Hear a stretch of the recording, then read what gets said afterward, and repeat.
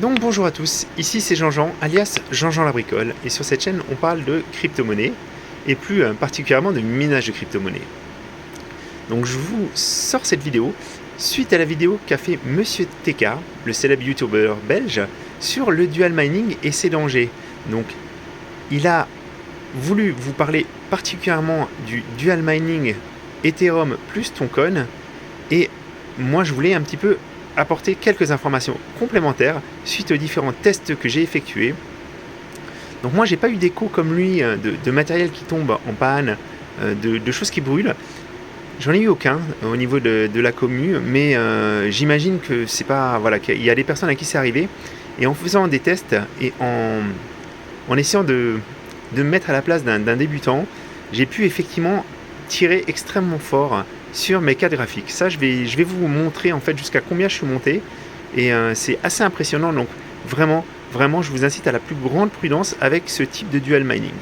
Donc avant ça, on va revenir sur les différents types de dual mining aussi, parce que ça, c'était pas très très clair. Voilà. Donc ne nous enflammons pas avec le dual mining, que ce soit au sens propre ou au figuré. Voilà. Donc pour ceux qui veulent m'aider, je vous rappelle, j'ai une boutique Amazon, un lien d'affiliation, il y a plein d'accessoires de minage, et même si vous allez acheter autre chose, je toucherai une petite commission. De la même façon, si vous vous inscrivez sur la plateforme Nexo pour placer vos cryptos, ou sur crypto.com, et que vous faites un petit dépôt, j'aurai un bonus, et vous aussi.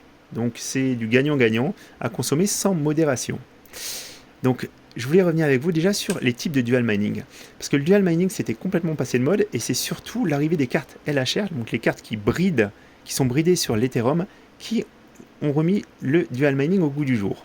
Donc on a eu d'abord ce type de dual mining, Ethereum à 30%, plus Ravencoin Ergo au Conflux à 70%, donc 30 et 70 ça fait bien 100%. Plus récemment on a eu Ethereum à 68%, plus Alpherium à 30%. Donc ça c'est une solution que j'ai pas encore essayée, mais c'est plutôt pas mal parce qu'en fait ça permet vraiment d'avoir l'Ethereum et puis d'avoir cette nouvelle crypto. Après je n'ai pas encore fait beaucoup de recherches dessus, mais a priori c'est un projet qui est pas dégueulasse.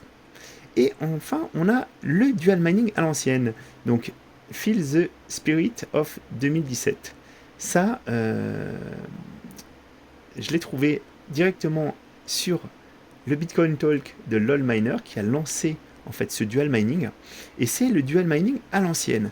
Donc on a l'Ethereum à 68% pour les cartes LHR, et on a le Ton à 50%, 50% ou plus en fait, ça dépend des cartes. Et si vous faites le calcul, vous verrez, en fait, on n'est pas à 100%, on est à plus de 120%. De la même façon, si vous avez une carte non LHR, si vous faites ce dual mining, vous avez 95% sur l'Ethereum et 50% sur le Ton. Donc là, on est encore plus haut, on est à 140%. Et c'est ça qui fait que c'est un dual mining très particulier, parce qu'on on obtient plus que 100% au final.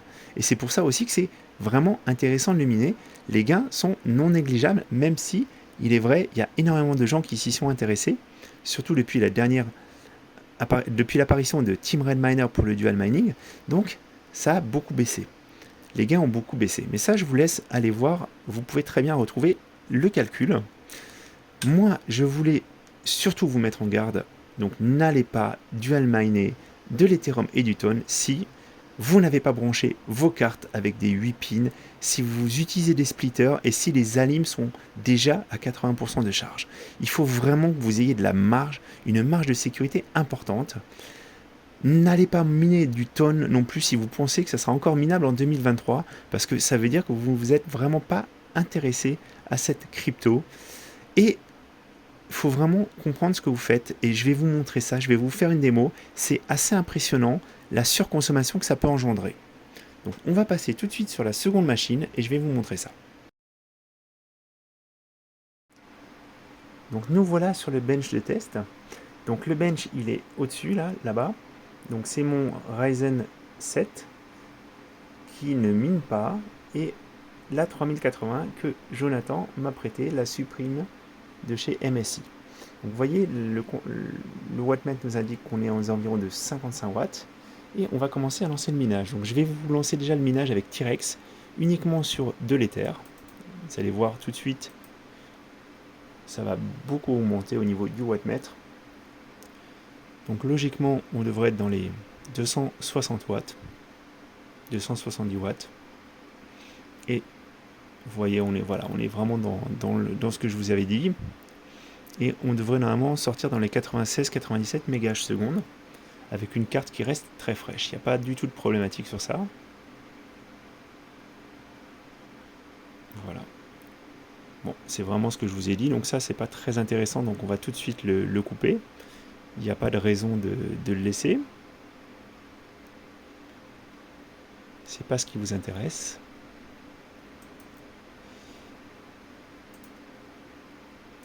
Alors, maintenant, ce qu'on va faire, c'est qu'on va lancer le dual mining. Donc pour ça, il faut que j'augmente le power limit, parce que autrement, ça va nous limiter. Donc je l'ai remis à 100, et je vais lancer le dual mining. Ethereum plus tonne. Ça va mettre un petit peu de temps, parce qu'en fait, le dual mining de tonne met un petit peu de temps à se lancer. Donc au début, ça reste à 0. Et vous voyez, on est dans les 320 watts. Donc c'est déjà presque 50 watts de plus.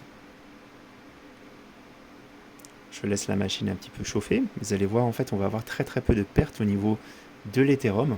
C'est pour ça que je vous disais, on est vraiment quasiment sur les mêmes performances. Ouais, 95 96. Voilà.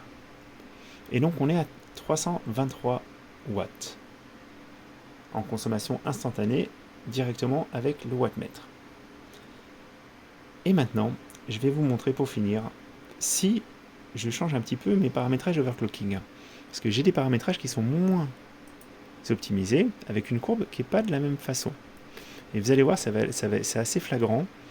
Je l'ai fait pour justement me mettre un petit peu à la place des gens qui avaient des problèmes. J'aimerais bien qu'on ait juste le tonne qui apparaisse avant de faire le test. Pour vous montrer que tout fonctionne. Décidément, il prend son temps.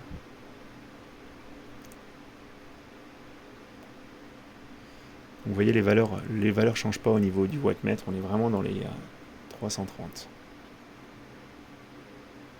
Voilà, donc c'est que ça est en train d'arriver, donc tout va bien. Et maintenant, moi, je change le paramétrage et vous allez voir, c'est assez impressionnant la différence.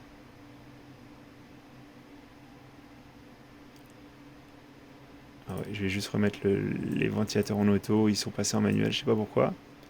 Et regardez en bas, qu'est-ce que m'affiche mon wattmètre? On est à 434 watts.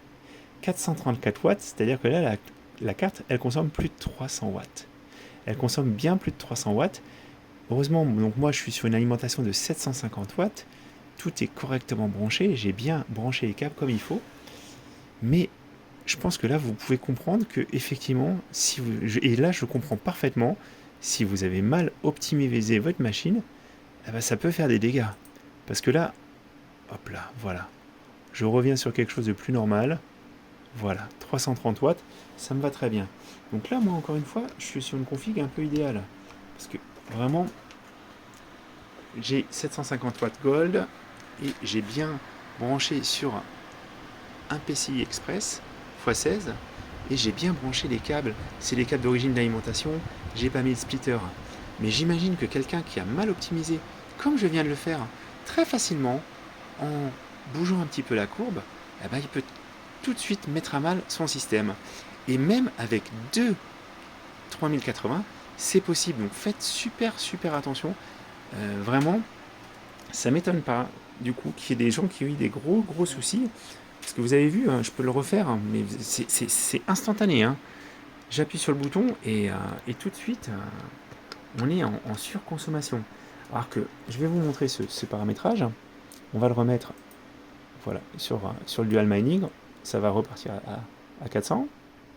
Ah mince, attendez, j'ai toujours l'histoire du ventilateur auto. Voilà.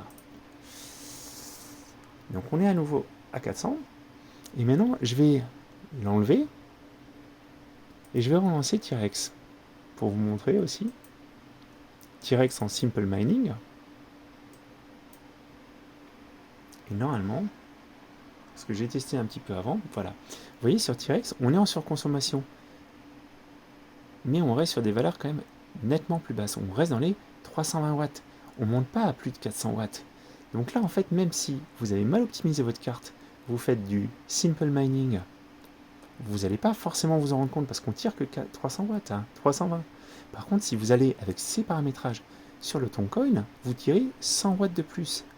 Et là, il y a danger. Il y a vraiment, vraiment danger. Donc voilà. Donc, soyez prudents. Il faut vraiment que vous sachiez ce que vous faites. Si vous vous lancez dans le dual mining, il y a eu vraiment une hype. La difficulté est montée en flèche. Donc, y aller. Si vous voulez y aller, vraiment, il faut que vous compreniez ce que vous faites. Si vous ne comprenez pas, si vous avez un doute, abstenez-vous. Abstenez-vous, le jeu n'en vaut pas la chandelle. Voilà.